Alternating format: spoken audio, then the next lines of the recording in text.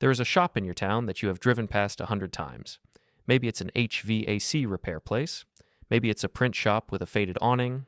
You have never been inside. You couldn't name the owner if someone paid you. Then, one random Tuesday morning, you drive past and see it. A piece of paper taped to the inside of the glass, black marker on the back of an invoice. After 34 years, we're closing. Thank you for everything. You feel that small flicker of sadness. You think, business couldn't make it. Times are hard. You would be completely wrong. The guy who taped that sign up is named Benny. He is 67 years old. He has 2 work vans in the lot, both paid off in cash. His business wasn't failing. In fact, it was clearing enough profit every single year that you would need a $2.8 million investment portfolio to match it. He didn't sell it. He didn't pass it to his kids. He just turned it off, like a light switch. And right now, 9 out of every 10 businesses exactly like Benny's are ending the exact same way. While the internet argues about who is going to inherit the next great wave of money, the actual wealth is quietly evaporating on Main Street. If you have ever heard someone say, the great wealth transfer is going to make my generation rich, and felt a small private suspicion that this wasn't going to include you specifically, hit subscribe, because today we are going to find out if you were right. You were, but then we are going to find the part where you are wrong, and that part is worth considerably more than an inheritance. Let's start with the number they are selling you, because the headline is genuinely enormous. Major financial firms project that $124 trillion will change hands over the next 2 decades, over $100 trillion going to heirs, 81% of it coming from boomers. That is the kind of number that should show up at your house with a parade permit and a marching band. For scale, boomers hold about $93 trillion in assets. The entire U.S. economy only produced $31 trillion last year. One generation holding more than 3 times everything you and everyone you know produce in a year. But here is the problem. The problem was never that the number is fake. The problem is what happens to it on the way down to you. Recently, a major economic team took that $93 trillion and started subtracting the parts nobody puts in the headline. It's a funnel of disappointment. First, subtract what they owe. Then, pull out the top 1% because none of their money is coming to you. It vanishes into irrevocable trusts and foundations. Your $93 trillion becomes $60 trillion. Next, subtract what they spend in retirement, because it turns out old people spend their money on being alive. $60 trillion becomes $44 trillion. Subtract taxes, fees, and the money they leave to their church instead of to you. $44 trillion becomes $36 trillion, and of that $36 trillion, economists estimate only about $8 trillion ever actually gets spent on the economy. The rest just relocates from one brokerage account into a slightly younger brokerage account, and none of those accounts are yours. Spread that $8 trillion across 20 years, and it lifts annual economic growth from about 2% to about 2.1%. That's it. That is what the greatest wealth transfer in history does to the economy you are trying to survive in. 0.1%. Somebody get the marching band. But that's the country. You don't live in the country. You live in your own household. You are 29 or 35 or 41. You have a parent who owns a house, and for about a decade, you have quietly moved a number around in the back of your head. There's the house. Maybe a retirement account. It'll work out. Here is what the data actually says about that number. Only about 30% of American households ever receive an inheritance. Not this decade, ever. 7 out of 10 of you get nothing at any point in your whole life. And if you are one of the lucky 3, the median age you receive it is 58. Not 25. 58. You get the money at the exact age you can already see your own retirement from your front porch. Then there is how much. Headlines will tell you the typical inheriting household gets $515,000. That is an average, which makes it true the way the average human has slightly fewer than 2 legs. Run the real numbers. If you get one at all, the median is about $69,000. The bottom half of everyone who receives anything averages about $9,700. Roughly 75% of everybody who inherits is already in the top 10% of net worth, which statistically is not you. This isn't a lottery you might win. It's a hereditary system with excellent public relations. But wait, you say, my parents own their house outright. I'm on the good side of the math. Let me walk you through what is standing between you and that house.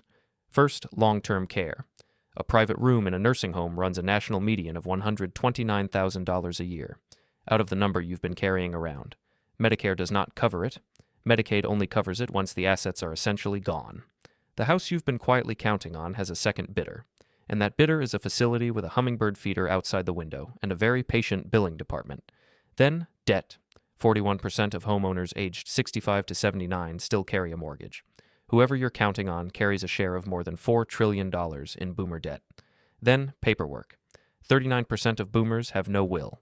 A real slice of your money gets allocated by a probate judge and by siblings who haven't spoken since a wedding in 2009. And finally, the delay. Over $50 trillion moves sideways first, spouse to spouse, before a single dollar moves down to you. If there are still 2 names on the deed, your clock hasn't even started. If you're 29 and doing inheritance math, you may want to plan for that math to resolve somewhere around your 60th birthday. The check isn't coming.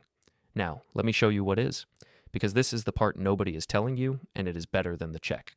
When the wealthiest generation in history exits, they don't just hand over assets. They vacate positions, they stop working, they stop running the things you buy from. And here is the thing about a vacated position. It does not care who your parents were. Meet Desmond. He is 29. For 6 years, he worked for Benny out of one of those 2 paid-off vans. In the last 2 years, without switching jobs, without negotiating, his pay climbed in a way that would have been science fiction for his older brother. Mean annual pay for electricians and plumbers jumped by $9,000 in a single year. Nobody handed Desmond anything. The math simply started bidding for him. But the labor shortage is only the smaller half of what's happening. Here is the bigger half. By 2035, roughly 6 million American small and medium businesses face an ownership transition as their owners retire. More than 1 million are viable candidates for sale. And now, the statistic I cannot stop thinking about.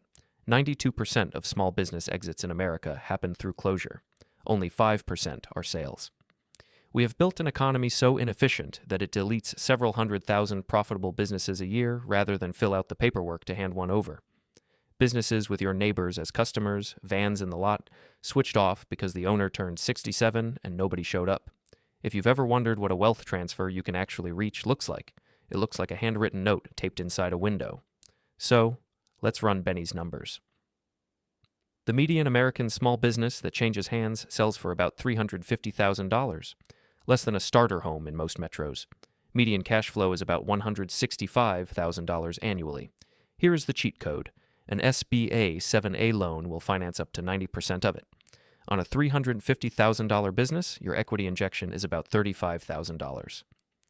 90% financing, a phrase your bank will never once use about a house. So $35,000 of your money down, $315,000 borrowed. Your debt service is about $51,000 a year. Take that $165,000 in cash flow minus $51,000 in debt service. That leaves you about $114,000 a year in your pocket. To pull that same $114,000 out of an index fund at a safe 4% withdrawal rate, you would need $2.8 million saved, which, at the median American savings rate, you will have finished accumulating shortly after your funeral. That was Benny's number. That's what was sitting on the other side of the door you drove past. And nobody inherited it. It stopped existing on a Friday afternoon while you were at work. If you are sitting there feeling dealt out of this, I need you to hear the actual shape of it. You didn't fail to inherit. You were sold a story that told you to wait. And waiting was the only losing move available. But I would be doing you real damage if I stopped there. Because I can hear a browser tab opening, you might be thinking, so I buy a laundromat with 35 grand and retire. Here is the brutal version. An SBA loan carries a personal guarantee. If your working capital runs short, that stops being a business problem and becomes a your house problem. And that 92% closure rate isn't purely market failure. A real share of those businesses simply are the owner. Take Benny out, and you're left with 2 vans and a customer list that starts dialing somebody else in 6 weeks. You wouldn't be buying a machine. You'd be buying yourself a job with leverage bolted to it. If Desmond ever does this, the smartest thing he can do is sit on 6 months of payroll and cash before he signs anything. And what about housing? When boomer homes arrive in volume, they arrive in Pittsburgh, Cleveland, Buffalo. Places already affordable.